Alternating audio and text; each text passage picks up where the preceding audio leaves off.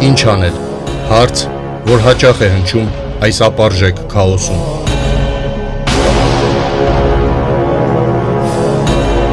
Պատասխանների փնտրտուքը յուրաքանչյուր երեքշաբթի ժամը 20-ին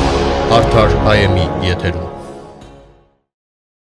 Բարև ձեզ հարգելի հետևորդներ, Արդար IM կայքի եթերում ինչ անել հաղորդաշարի հերթական թողարկումն է։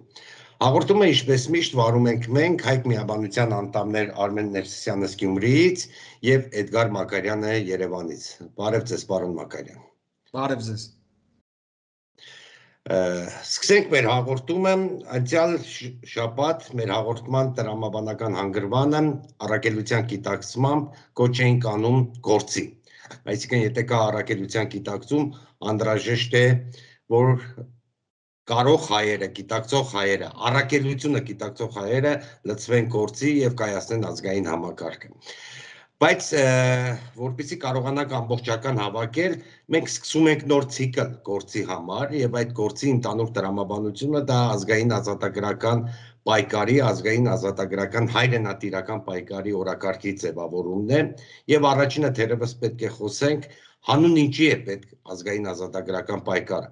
որովհետեւ այն ինչ այսօր տեղի ունենում մեր քաղաքական դաշտում մեծ հաշվով բազմիցս ձևակերպել ենք, որ արդեն նեղված համակարգի փլատակներն են եւ որպեսզի չմնանք փլատակների տակ, անհրաժեշտ է որպեսզի մեր համակարգը ձևակերպենք եւ ձևավորենք։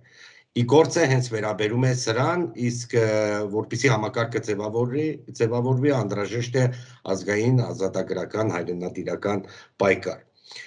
Բայց մինչ ազգային ազատագրական հայրենատիրական պայքարի դետալների մեջ խորանալը եւ ընդհանրապես ազգային համակարգի մեջ կոնկրետ գործերի մասին խոսել եմ, այսպիսով մենք նոր ցիկլ ենք սկսում եւ այդ ցիկլը սկսում ենք հանունի գաղափարի նորից հավաքմամբ, ինչի համար է անհրաժեշտ։ Եվ այստեղ է, որ մենք առաջարկում ենք մեր մեգանախագիծը կամ քաղաքակրթական նախագիծը, որը ընդհանուր անվանում ենք Հայք։ Հայք մեգա քաղաքակրթական նախագծի մասին։ Առաջինը թերևս խոսենք անհրաժեշտության մասին, ինչու է այսպես, ինչու մենք մեգա նախագիծ պետք է առաջարկենք, որովհետև այսօր աշխարհում այդպես է ձևակերպվում, որ մեգա նախագծերն են իրար դիմադրում եւ մեգա նախագծերն են փորձում ապագային տիրանալ այսօր կառավարելով հասարակություններին։ Առնվազն 6 նախագծերի մասին են խոսում՝ Նոր Երուսաղեմ Լոնդոն կենտրոնով, Նոր Բաբելոն Նյու Յորք կենտրոնով, Հռոմը Հզոր Եվրոպայի առաջնորդությամբ կամ Կարմիր Խալիֆատը Մեքքա կենտրոնով եւ այլն։ Այդպիսի նախագծերի մասին կամ միասնական կամ Դատունը Պեկին կենտրոնով չինական մեգա նախագծի մասին, մեկ ճակատագրի մասին մարգության, որը տարվում է,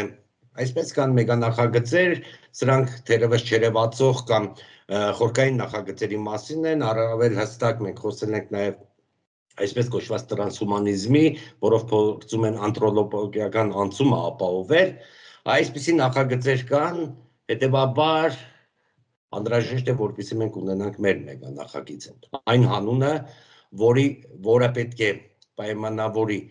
եւ անատի վարկագիծը, նպատակն ու վարկագիծը, դեպի նպատակ տանող վարկագիծը, եւ հասարակությունների եւ պետության, այսինքն ազգի, հայրենիքի,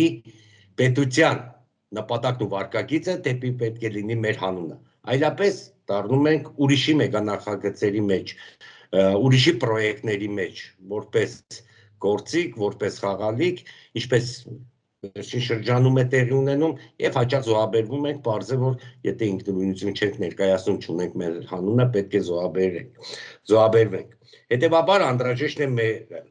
Երկրորդը խոսենք էության մասին, Հայք քաղաքակրթական նախագծի էության մասին։ Թվարկեցինք այդպես կոչված մեգա նախագծեր, դրանք բոլորը ըստ էության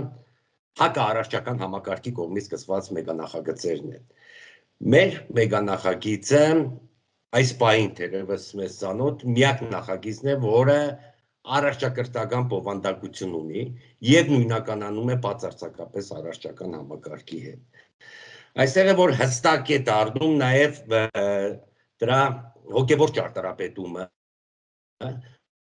Մեգանախագիծը Հայկը կառուցում է բացարձակապես դիեզերքի տրամաբանության, առարճական տրամաբանության, առարճական կոդերի տրամաբանության հիման վրա, այսինքն նախագիծը կառուցվում է վերևից ներքև, ի հակառակ այսօր ներքևից վերև կառուցվող նախագծերի, երբ փորձում են Աստծուն հասնել, ինչպես ժամանակին փորձում էին Բաբելոնում բելը հասնել Աստծուն։ Այսօր Հայկի տաճարի կառուցումը, այսինքն տաճարի կառուցումը տրամաբանությունն է։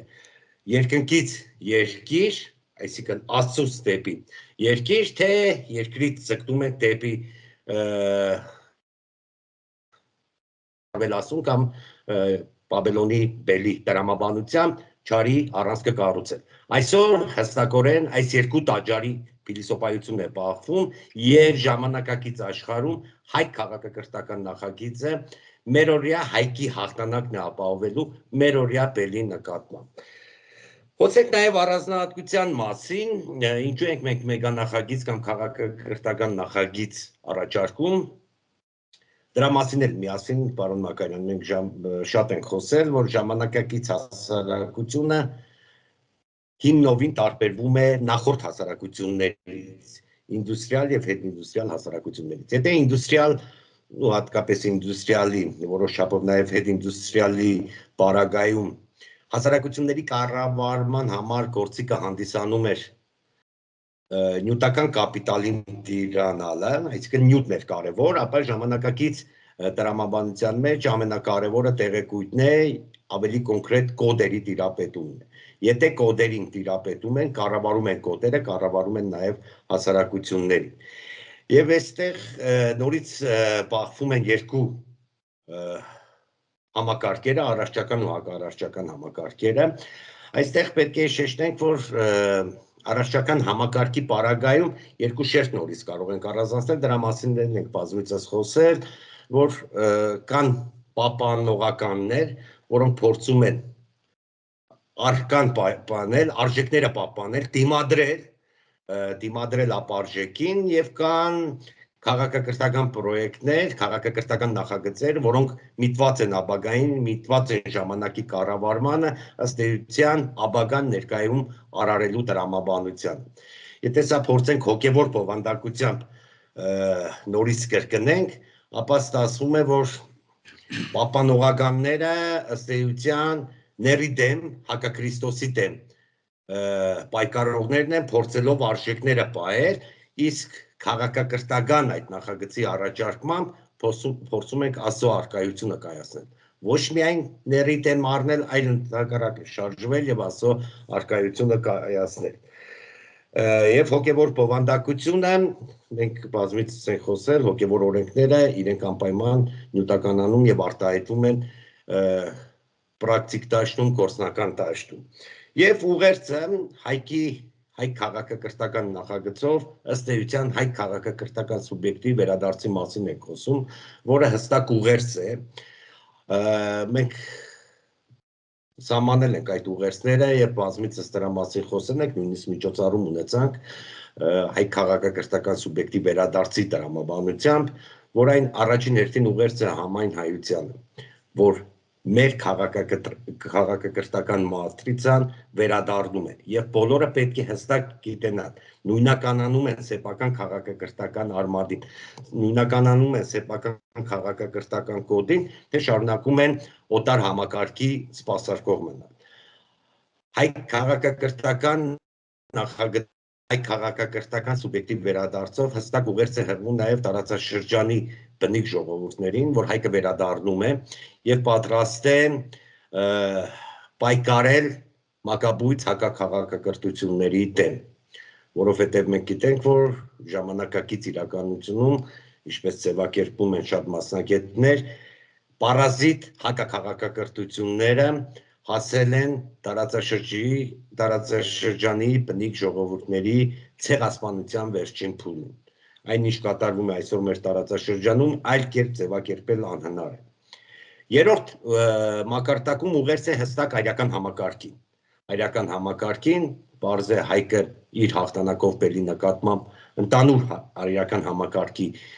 հիմքը դրեց, այսօր էլ անդրաժեշտ է, որպեսզի այլական համակարգը հավաքվի եւ կարողանանք նորօրյա, մերօրյա հայքի միջոցով հաղթել բելին։ Այն հստակ ուղերձ է նաեւ քրիստոնեական աշխարհին, որովհետեւ ամբողջ ճարտարապետությունը մենք իրականացնում ենք բացառապես Քրիստոսի տիեզերական վարդապետության հիմքով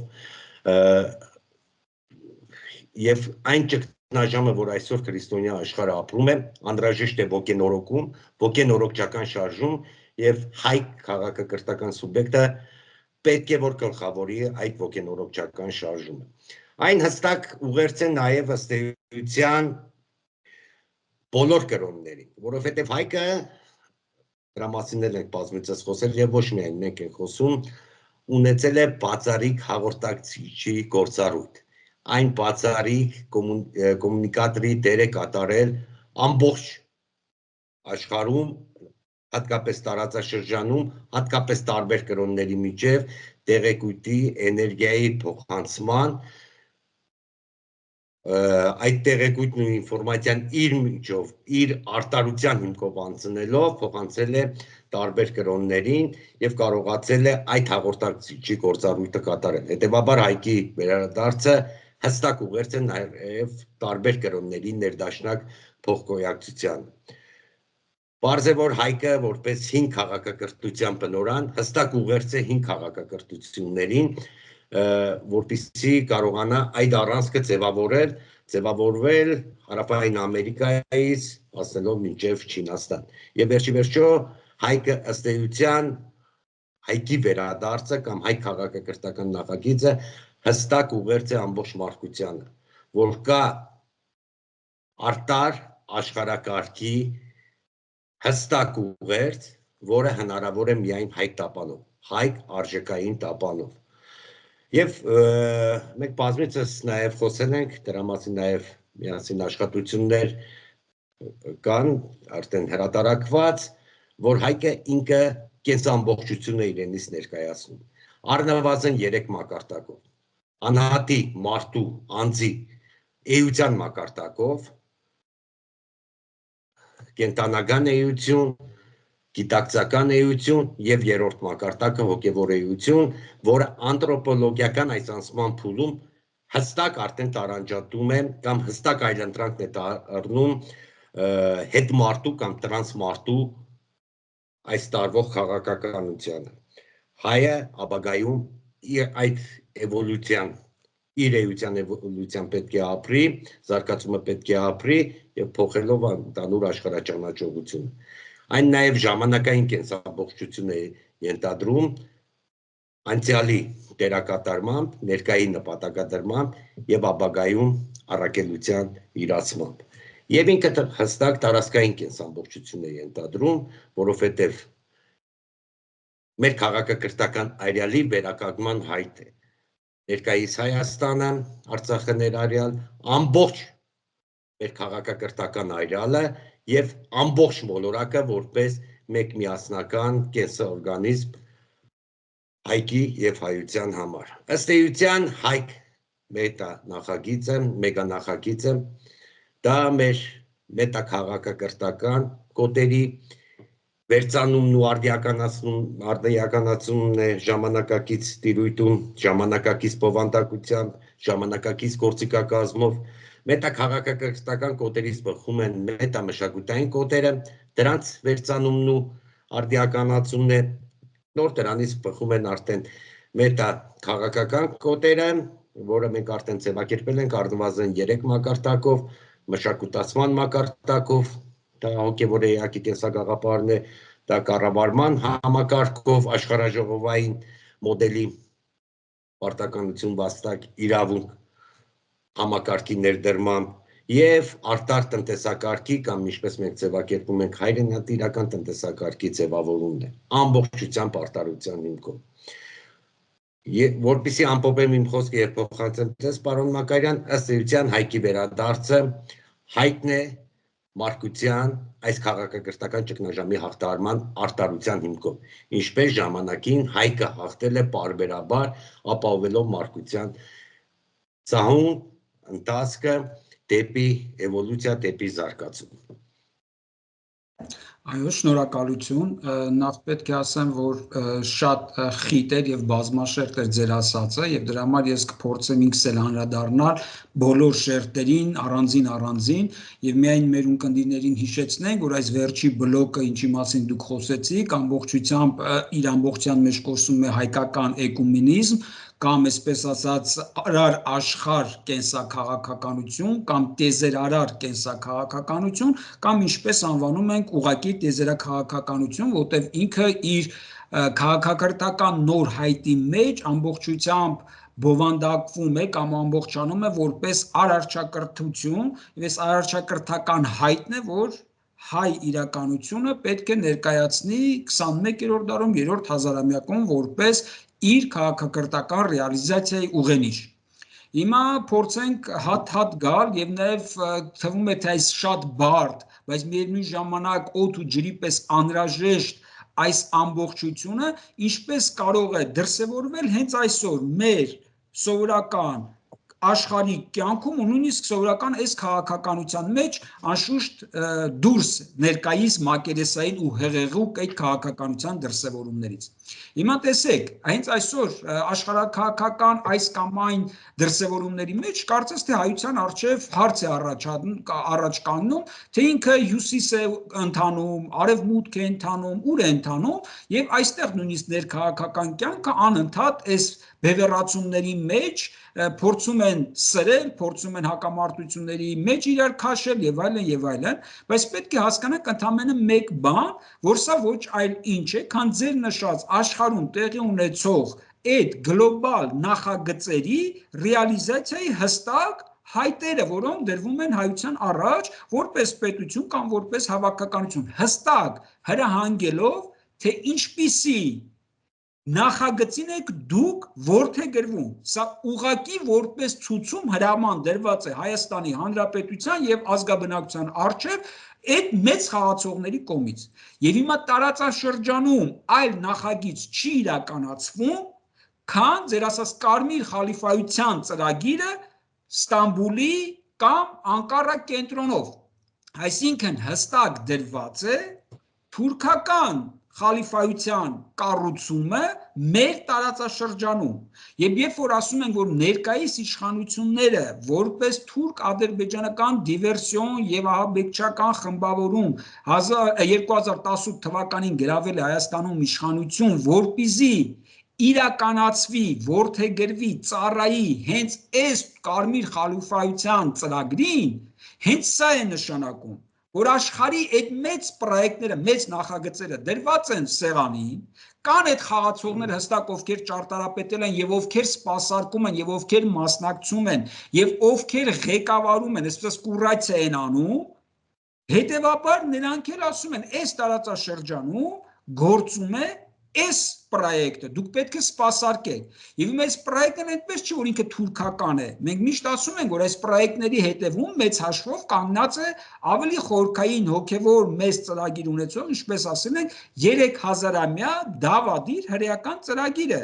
հազարամյա թագավորություն իրենց սարքելու եւ այս պրոյեկտի մեջ համագործակցելով այսպես նաեւ Լոնդոնի հետ ինչու ենք նաեւ ասում որ Արցախյան 20 թվականի պատերազմում մասնակցում էին մի քանի շահառուներ, այդ թվում Լոնդոն, այդ թվում Անկարան, այդ թվում Բաքուն, այդ թվում նաեւ այսպես Իսրայել կենտրոնը եւ այլ, այսինքն այս շահառուները ունեն այս տարածաշրջանում ռեալիզացնելու կարմիր պրոյեկտը հիմա խալիֆայությունը թուրքական դերակատարությամբ Հիմա մեր իշխանությունները հստակ 2018 թվականից որդեգրված, որ այո մենք ծառայելու ենք այս նպատակին, հետևաբար նրանք այլ ուղի, այլ ճանապարհ, այլ քայլեր չեն անելու, քան իրագործելու դա։ Սա հստակ պետք է հասկանանք։ Երկրորդ, հիմա երբ որ ասում ենք բալավ հյուսիս, հարավ, արևելք, արևմուտք այս կողմնորոշումների մեջ, շատ կարևոր է այստեղ հասկանալ, լավ, շատ դեպքերում եթե մենք խոսում ենք Ռուսաստանից կամ Ռուսաստանի հետ այս համագործակցությունից կամ ռազմավարությունից եւ այլն, Ռուսաստանը որպես առանձին սուբյեկտ ինքը ունի համապատասխան նման մեգա նախագիծ թե ոչ Ամբողջ ողբերգությունը կայանում է նրանում, որ Ռուսաստանը լինելով գերտերություն, թեկուզ տարածաշրջանային կամ համաշխարհային գերտերություն, ինքը իր սեփական նախագիծը չունի։ Եվ հիմա այս ընթացքում ունենալով միևնույն ժամանակ ազատական տնտեսության փիլիսոփայության վրա կառուցվող երկիր, չունենալով սիփական ապագայի հանդեպ ունեցած իր նախագիծը, բայց հանդես է գալիս պահպանողական դիրքերից, ինչի մասին դուք ասում եք։ Այստեղ այդ պրոյեկտը չունենալու խնդիրը Ռուսաստանին դնում է ճգնաժամի առաջ, որտեղ ինչ է նշանակում ունենալ նախագիծ։ Նախագիծ ունենալ նշանակում է առաջին ունենալ ապագայի տեսլական։ Առանց ապագայի տեսլականի չի կարա լինի նախագիծ։ Երկրորդ, այդ ապագայի տեսլականը արդեն վերածվում է նախագծի, ճարտարապետվում է, թե ինչ է այդ ապագան, ինչպիսին պետք է լինի։ Երրորդ, դա նշանակում է, որ կա համապատասխան էլիտա, ով կրում է, ով տեսնում է այդ տեսլական ապագայի, ով ունակ է ճարտարապետելու այդ ապագան։ Այսինքն էլիտայի խնդիր կա։ Եվ վերջապես չորրորդ, պետք են մեխանիզմներ, գործիքակազմեր, որպեսզի այդ ապագան ռեալիզացվի։ Այսինքն սա ամբողջական, Ռուսաստանում չկա առաջին ոչ այդ տեսլականը, չկա ոչ այդ նախագիծը, չկա ոչ այդ կարող ուժերը, որ այդ նախագիծը ճարտարապետեն, էլ չեմ ասում չկան գործիքակազմերը դրան հասնելու համար։ Սա է Ռուսաստանի ողբերգությունը։ Դրա համար դիմադրող պահպանողական է։ Այո, դրա համար իրենք կարարում են, որ կոնսերվատիվ պետություն է։ Այո, բայց կոնսերվատիվ պետություն ամբողջությամբ որդեգրված արևմտյան ազատ շուկայական հարաբերությունների ձևաչափի մեջ, այսինքն ինչ որ միտեղ այստեղ հերու գնալու բան չկա։ Ինչու՞, որովհետև եթե քո ուզածը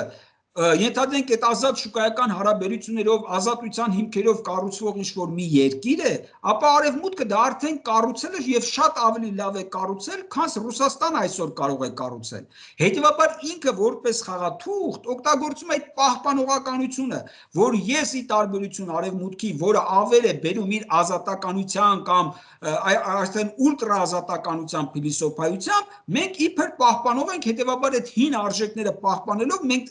հակառակվում ենք կամ ընդդիմանում ենք այդ աշխարհին եւ հետեւաբար կարող ենք մեր առանցքի շուրջ ձևավորվել կոալիցիա կամ եւ այլն եւ այլն։ Բայց ժամանակի առումով դա պարտված մոտեցում է, որտեղ արդեն մեկ անգամ պահպանողականությունը սրանից 200-300 տարի առաջ արդեն պարտվեց այդ նույն ազատականությանը։ Եվ հիմա խաղադրույք անել դրա վրա, երբ որ աշխարհը խելապատառ այսպես արագություններով զարգանում է առաջ, պահպանողական զուտ մենակ պահպանողականության դիրքերից ելնելով, չառաջարկելով առաջադիմության որևէ ծրագիր եւ չառաջարկելով ապագայի որևէ նախագիծ, սոսկ հենվելով պահպանողականության վրա, դա նշանակում է արդեն այսօր պարտություն կրել։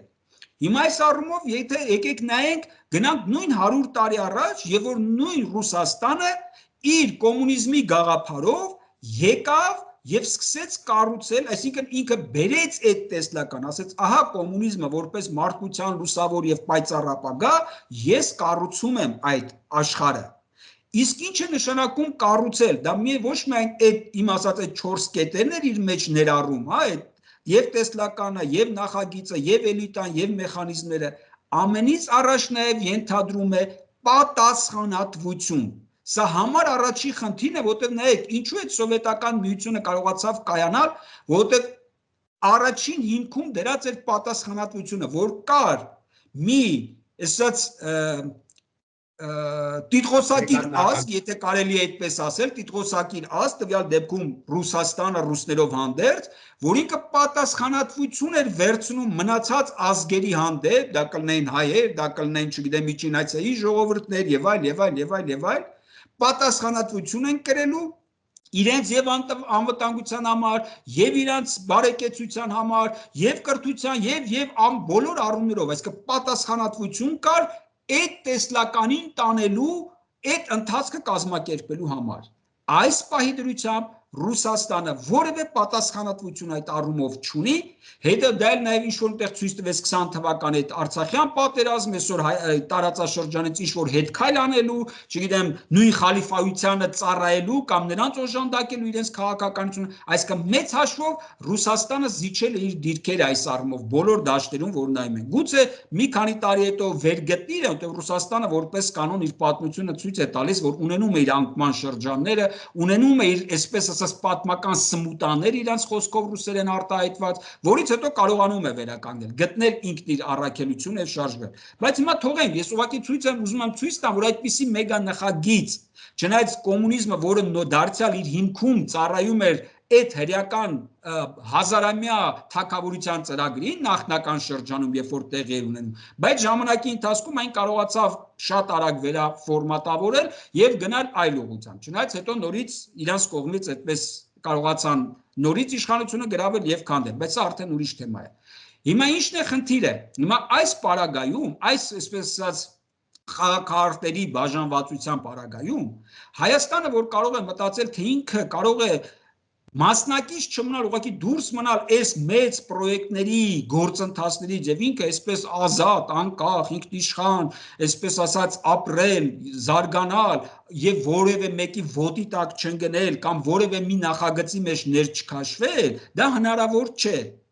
Կամ պետք է ներքաշվես եւ ծառայես, ինչպես ծառայում են հիմա սրանք, կամ ունենալ ավելի վեհ գաղափար, ինչպես ենթադրենք ժամանակին ռուսները կարողացան առաջարկել այդ իրենց կոմունիզմով, մտել ավելի այսպես դրական վեկտոր ունեցող ծրագրի մեջ, իսկ ի տարբերություն այս ամենի, որտեղ այս ամենը այսպես թե այնպես մենք համարում ենք այդ հակարարչական վեկտորի նախաձեռնությամբ ծրագրավորված այսպես գործընթացներ, մենք ասում ենք, որ արկա բոլոր նախագծերին ի հակակշիռ հայությունը պետք է առաջարկի իր մեգա նախագիծը եւ այդ մեգա նախագիծը ոչ թե սոսկ աշխարհաքաղաքական գործընթացներ կազմակերպելու համար է, այլ ավելին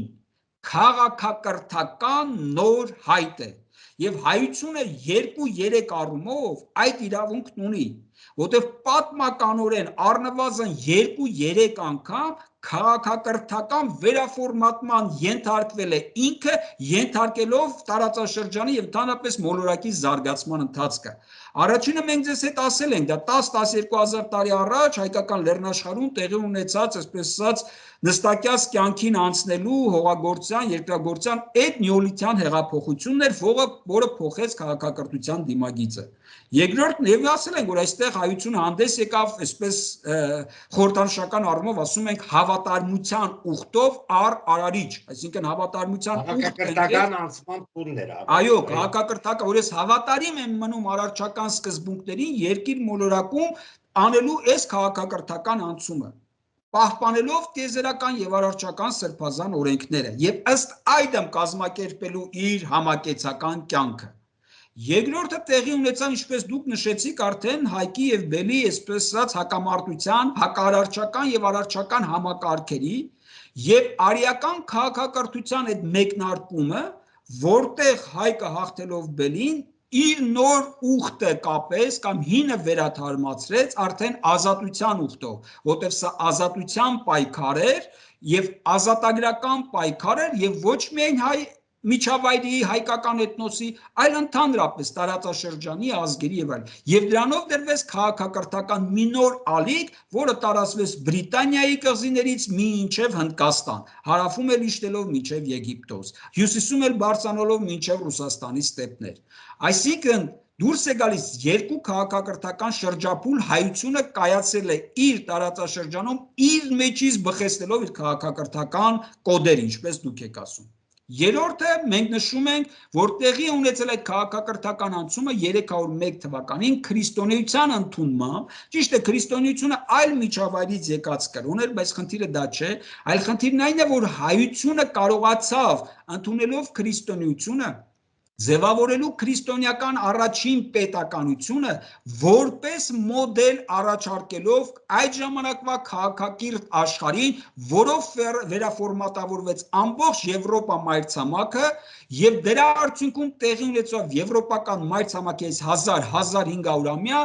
զարգացման ընթացքը։ Այսինքն դարձյալ առաջին քրիստոնեական ազգ լինելու պետություն կառուցելու այս խնդրի մեջ այս առաքելությունն է գործել քաղաքակիրթ աշխարհին տալ պետականակարգության համակեցության նոր ձևաչափ, նոր բովանդակություն։ Եվ այդտեղ էլ մենք ասում ենք, որ հայությունը իր ուխտ արարչի հետ վերաթարմացրեց արդեն ճշմարտության ուխտով, քանզի կապեց այդ ուխտը ճշմարտության, կյանքի, ճանապարհի Աստծո հետ, Քրիստոսի հետ։ Այսինքն Սուրբ Երրորդության նոր ճանաչողությամբ, այս արարչության նոր վերաիմաստավորմամբ, նոր հայտնութենական կրոնի հիման վրա կարողացավ եւ իր համակեցական, եւ պետական, եւ ազգային ամբողջ կյանքը վերաֆորմատավորել քաղաքակրթական մի նոր ընթացքի վրա դնելով։ Հիմա եկել է երրորդ հազարամյակը եւ երրորդ հազարամյակում հայությունը ունի նույն խնդիրը լուծելու, այսինքն եւ ինքն իրեն եւ մարդկության առաջարկելու քաղաքակրթական նոր ընթացք։ Եվ այս քաղաքակրթական նոր ընթացքը ավելին, մենք ասում ենք նույնիսկ արարչակրթական շրջափուլ, որտեղ ասում ենք, որ այս 10-12000 տարվա քաղաքակրթական ընթացքը, որը ինչպես ասացինք սկիզբ էր արել հայկական լեռնաշխարհից նեոլիթյան հեղափոխությունով, իր տարբեր զարգացման էտապներով, փուլերով, աստիճաններով եկել հասել է մի ճգնաժամային հանգրվանի, որը հնարավոր է հաղթարել քաղաքակրթական նոր փուլով, նոր ցիկլով, որը ավելին է, քան իր նախորդ 12000-ամյա ընթացքը, որը մենք ձեզ հետ միասին կոչում ենք եւ ճարտարապետում ենք որպես արարչակրթական բազմհազարամյակ։ Հիմա ինչու է սա կարևոր, որովհետեւ նայեք, հիմա գալիս եմ կարևոր այդ խնդրին, ինչպես դուք նորից նշեցիք, արդեն անդրադառնում եմ հաջորդ շերտին, որ ապագան նվաճելու խնդիր կա։ Այսինքն խնդիրը այստեղ ոչ միայն այսպես նախագիծ առաջարկելն է, այլ այդ ապագան, հեռավոր նույնիսկ ապագան տեսնելու եւ այդ բազմհազարամյակային փարոսը տեսնելու եւ դեպի այդ փարոսը նավարկելու խնդիր կա։ Եվ հիմա այդ մեծ ընթացքը արարչակրթական, որը առաջի հերթին բանաձևում են որպես արարչի կամքի ճանաչողություն եւ դրա կայացում, մենք ասում ենք, որ ամենից առաջ դա պետք է արտահայտվի որպես Աստծո արքայության եւ նրա արդարության որոնում եւ կայացում։ Այսինքն բազմհազարամյակային այս ընթացքը իր ամբողջ երկարատև քայլերով հանդերձ պետք է մեկնարկել այսօր խնդիր դնելով նոր արդար հասարակարգի, նոր արդար պետություն կառուցելու վրա։ Հիմա տեսեք, այստեղ հիմա կշեշտեմ 3 կարևոր հանգամանք։ Մեկը կապված ձեր ասած պահպանողականության հետ, մյուսը կապված առաջադիմության հետ, երրորդը կապված ապագային նվաճման հետ։ Հիմա տեսեք, երբ որ մենք խոսում ենք նոր արդար պետության մասին, մենք ասում ենք, այո, դա պետք է հիմնված լինի Քրիստոսի տիեզերական վարդապետության վրա։ Այսինքն ամբողջությամբ նորից հենվելով հին անցյալի ժառանգության, պատմական անընդհատական ժառանգության, այս 12000-ամյա ընթացքի վրա, եւ շեշտելով նաեւ վերջի մեր ուխտը Քրիստոսի հետ կապված որպես ճշմարտության ավետարան, որպես այդ Աստծո արքայությունը որոնելու ճանապարհ, մենք պահպանում ենք այդ ավանդականությունը, ժառանգականությունը, որը տրված է մեզ, բայց դրա վերաֆորմատավորման արդեն 21-րդ դարում, 3-րդ հազարամյակում նոր պետականակարգության ձևով։ Այսինքն այդ քրիստոնեական նոր պետականության ֆորմատը մենք ձեզ հետ անվանում ենք որպես արդարապետություն, հայոց ազգային արդարապետություն կամ ուղղակի հայք արդարապետություն։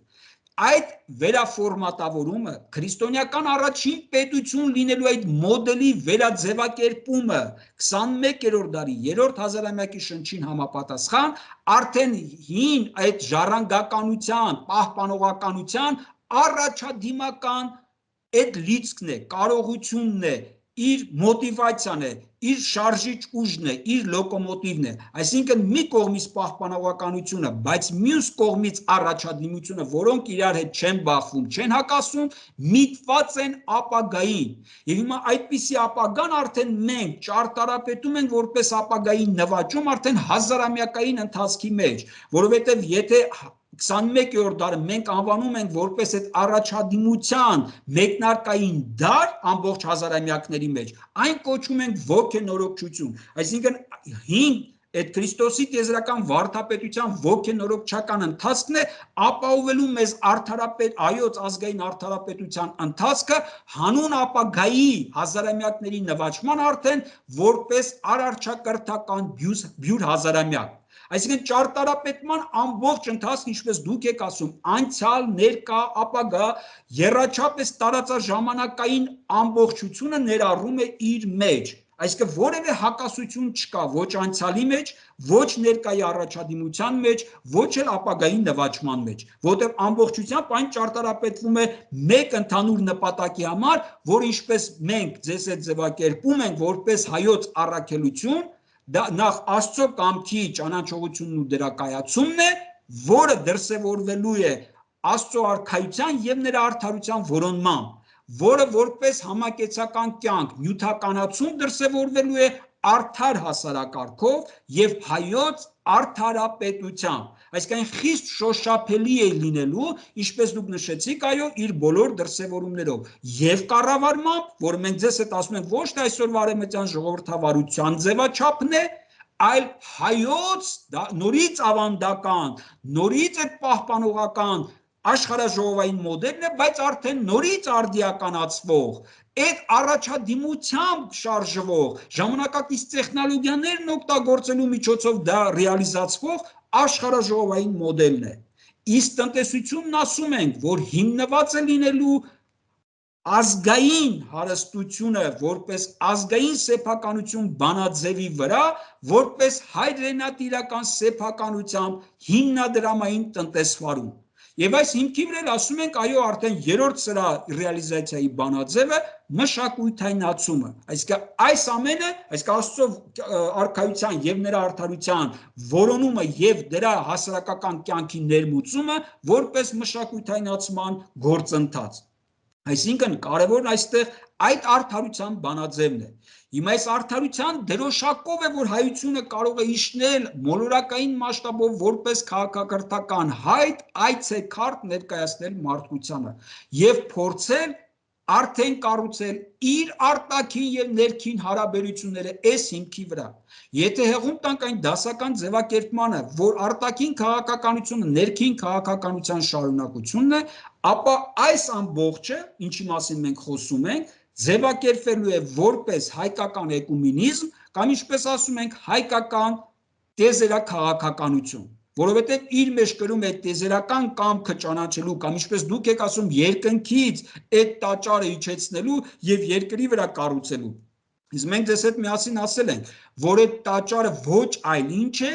քան հայոց հոգևոր եղբայրության տաճար։ Իսկ մենք ասել ենք, որ այդ տաճարի լավագույն նմուշ օրինակը նախ հենց ինքը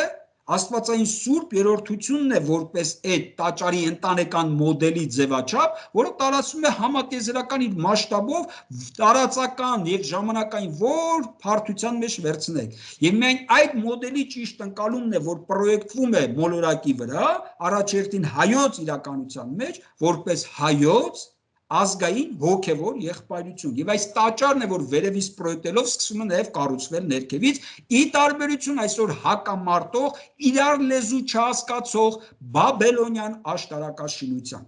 Այսինքն հիմա այս հիմքի վրա էլ, որ մենք ասում ենք, այո, ձևավորվելու է հայկական տիեզերաքաղաքականությունը, որը ունի 4 աստիճան։ Առաջինը դա ազգային մակարդակն է, երկրորդը տարածաշրջանային, երրորդը կրոնական, չորրորդը քաղաքակրթական։ Դուք արդեն մանրամասն նշեցիք, ես ուղղակի թռուցիկ կանցնեմ, դրանց վրայով այլևս չծանրանալով, որտեղ մի օր մենք կնվիրենք, թե ինչ է այս հայկական էկումենիզմը, ուղղակի շեշտենք, որ սա այն բանաձևն է, որ արդարության դրոշակը բարձրացած հայ ազգը միայն կարող է մտնել ինքն իր ներսում հասարակական կյանքում վերականգնել արդարությունը, հասարակական համերաշխությունը, հասարակական հաշտությունը միայն այս դրոշակի արկայության պայմաններում եւ սա կայացնելու դեպքում է միայն հնարավոր որ այդ դրոշակով ցույց տալով աշխարհին որ ես իմ ներհասարակական կյանքում վերականգնել եմ արդարությունը մտնել համաշխարհային դաշտ աշխարհաքաղաքական այսպես ասած արտաքին քաղաքական միջավայր եւ ասել իմ ներքին քաղաքականության շարունակությունն եմ ռեալիզացնում հիմա մոլորակային մասշտաբով եւ արդեն երբ որ ասում ենք տարածաշրջանային առնվազն տարածաշրջանային 3 մակարդակով Այդ արդարության դրոշով շփվելով հայկական լեռնաշխարհին դրկից հարևան պետությունների հետ մեծ մերձավոր արևելքում, ինչպես մենք ասում ենք, ընդհանուր տան գաղափարով ցույց տալով որ այս ընդհանուր տունը, որտեղ հազարամյակներով մենք համակեցական ընդհանուր դաշտ ենք ունեցել բնիկ ժողովուրդների հետ, որտեղ հայտնվել են պարազիտական 3 հիմնական պետություններ, որոնք ավեր են առաջացնում, որոնց ապամոնտաժել է պետ, որի շուրջ արդեն այդ Կարմիր խալիֆայություն ծրագիրը կարող ենք փջել, որտեղ այդտեղ դաշնակիցներ կունենանք, այսինքն սա ամբողջ չխորանանք, որ նաև տարածաշրջանային առումով դուրս են գալի մոլորակային մասշտաբ միջմայրցամաքային տարբեր հարթությունների հետ, կրոնականը դուք նշեցիք, այո, արևելյան ուղղափառ, ընդհանուր քրիստոնեական, այլ կրոնների հետ, ել չենք ասում նաև քաղաքակրթական մասշտաբով, ինչպես ասեցիք, արիական տարածաշրջան, 5 քաղաքակրթություններ եւ ինչպես մենք ենք նշում արդեն բարձրագույն մակարդակը որպես արարչակրթական շրջափուլի այսպես երկխոսություն եւ համադրություն։ Այսինքն այս հայկական էկոմունիզմը ներկայանալու է որպես այս մեգա նախագծի աշխարհաքաղաքական գործընթացները կարող արտաքին եւ ներքին քաղաքականության դոկտրին այն ինչը 30-ամյա պետությունը Արցախի գերխնդիրն ունենալով չկարողացավ ունենալ արտաքին քաղաքականության դոկտրին։ Հիմա այս դոկտրինը հիմնվելով այդ արարչակրթական կամ քաղաքակրթական հայտի վրա գալու է սպասարկելու դա եւ այդ տրամաբանությունից է բխելու եւ կենսագործելու։ Այսինքն երբ որ հիմա արդեն ամբողջացնեմ ասելիքս, երբ խոսում ենք հայոց քաղաքակրթական հայտի մասին, ասում ենք այլ տարբերակ չկա, որտեվ կամ պետք է գնանք այսպես ծախու իշխանությունների այս ճանապարհով, որ մեզ տանեն Կարմիր խալիֆայությանը ծառայելու, որովհետև այս պրոյեկտն է տարածաշրջանում դրված, կամ բախտներս բերի այս դրանից պլստալու համար, բարիս համար իհարկե կներեք, Ռուսաստանը նոր պրոյեկտ հորինի եւ մեր հանդեպ պատասխանատվություն վերցնի, մենք էլ ինտեգրվենք, ինչպես սրանից 100 տարի առաջ կոմունիզմին ինտեգրվեցինք, կամ որ ամենակարևորն է եւ մեզ համար ամենաթանկը սեփական քաղաքակրթական հայտով ներկայանալ, որը մենք ձեզ հետ միասին արդեն կոչում ենք նաեւ արարչակրթական եւ ներկայացնում ենք դրա ռեալիզացիան որպես արդար հասարակություն եւ արդարապետություն կառուցելու ձևաչափը, որը մոլորակային մասշտաբով արդեն արտանելու դեպքում դառնալու է արդար աշխարհակարգ՝ ի տարբերություն այսօր ճարտարապետվող նոր աշխարհակարգի։ Եվ միայն այս պարագայում է, երբ հայությունը ստանձնելով քաղաքակրթական իր դերակատարությունը եւ արարչական սուրբ յորթության հետ վերաթարմացնելով իր ուխտը արդեն արդարության հիմքի վրա,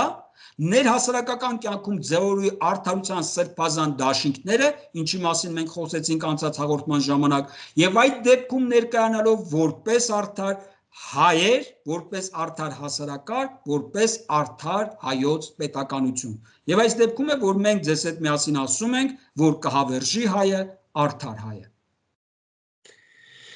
Այո, շերտերը բավականին շատ են, բայց քանի որ ակնհայտ է, որ ամբողջական պրոյեկտի մասին ենք, մեգա նախագծի մասին ենք խոսելու եւ դա ենք գործ դարձնելու, արդեն ակնհայտ են, հաջորդիվ կփորձենք յուրաքանչյուր շերտ ներկայացնելու հետ միաժամանակ հրապարակ բերել կամ հրամայական դարձնել ազգային ազատագրական հայրենատիրական պայքարը։ Բանաձևը հստակ է, առաքելության գիտակցում, ուրեմն իգործ հանուն հայքի, իսկ հայք արդեն ձևակերպեցին, ու կհավերժի հայը արդար հայը։ Ցտեսություն, մենք կհանդիպենք հաջորդ շաբաթ։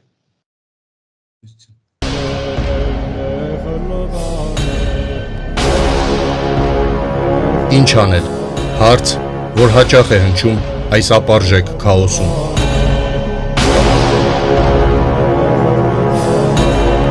Պատասխանների փնտրտուքը յուրաքանչյուր երեքշաբթի ժամը 20-ին